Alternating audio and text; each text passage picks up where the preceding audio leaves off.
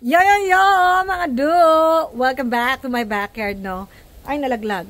For the commercial, so today, we're gonna plant some gingers. Tatanim tayo ng ginger. So before that, we need to buy a fresh ginger like this and let it sit on your counter for like few days. And after a few days, it's gonna have like a sprout like this.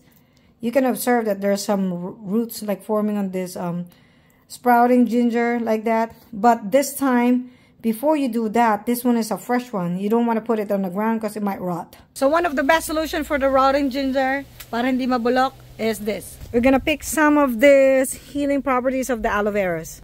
So be careful, this aloe vera has a lot of thorns. Kita nyo naman, no? Parang yung mga tinik ng, tinik na pako. Aloe vera has a lot of properties to heal some wounds and also some cuts. Best as a rooting hormone for any ginger or any trees that you want to propagate. So I removed some of the thorns just to be safe. And you can see this gel from this one. Ayan ang gel niya na yan.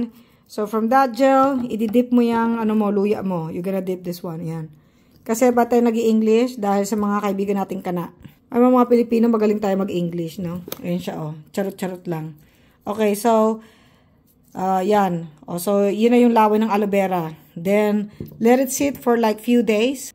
Few days muna, patuyuin mo muna yung aloe vera dyan, no? Maganda, sawsawin mo na rin sa buong, ito rin.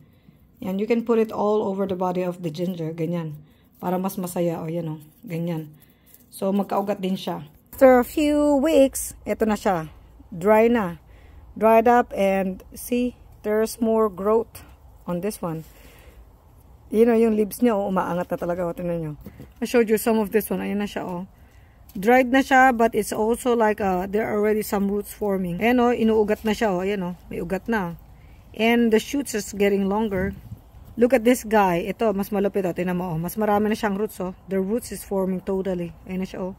Ayan, oh, yung roots niya, oh. Todo na, oh. So, we got some ready soils over here. Ito, maganda ng technique is put it on the one with shades, no? Under your papaya.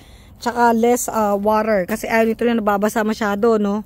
So, ilalagay nyo dito siya. Then, now, you can put your ginger here. Ganito siya doon. Yan, latag mo siyang ganyan. Latag mo tong ganon. Like that. Scattered it like that. Scattered it, that one. Yan. And then, just top it up with a little soil. This one is one of my soil from a compost from, from garbage. It's already very healthy soil. Look at this one. It's a black soil na talaga. Kasi it's from the scraps, Ginger loves to have more, like, very nutritious soil for them to grow, like, very well. And also, the roots of the ginger, yung mga roots niya, even the roots of this one smell so good. Not only the roots, but also the shoots. So, winner, chicken dinner ka dito, mga do. So, pag nagpapatubo ka ng luya, ganyan lang kadali. Don't cover it too much. Ganyan lang siya, let that shoots, like the shoots like grow in. Huwag niyo masyadong ibabaon yan kasi pag binaon mo ng bongga, baka mabulok lang siya. Yan, ganyan na siya. O, tabunan mo lang ng konti. Ganun lang. That's how simple to grow ginger. So, ganun lang kadali. Hanapin natin yung mga ginger ko dito na tumubo na, no? Papakita ko sa inyo kasi naiwanan ko na to for a couple of months. Kasi ginger will take like a year bago mo i-harvestin. Ito na siya, oh. Yung iba kong ginger, ayun na siya, oh. Tuyot na, ayun siya. Ayun, oh. Marami na ring laman yan. Yung iba, nando doon. The others are over there. Ayun, nakikita ko yung shoots, eh. Ayun siya, oh. Yung iba, nandirito, natabunan. Ayun siya, oh. Natabunan lang siya. Pero, dyan lang yung mga ginger ko. So, I just let it grow widely. But this time, I wanna put it on a bucket para I can see them, like, right away. Kasi pag ganito siya kagulo, you cannot see where your ginger at. By the way, this is how it looks. Yung malilim. Gusto ng ginger, malilim, ganyan.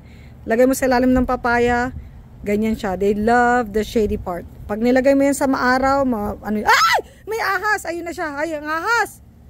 Ay, nako, sorry. Ayun, no? The ahas.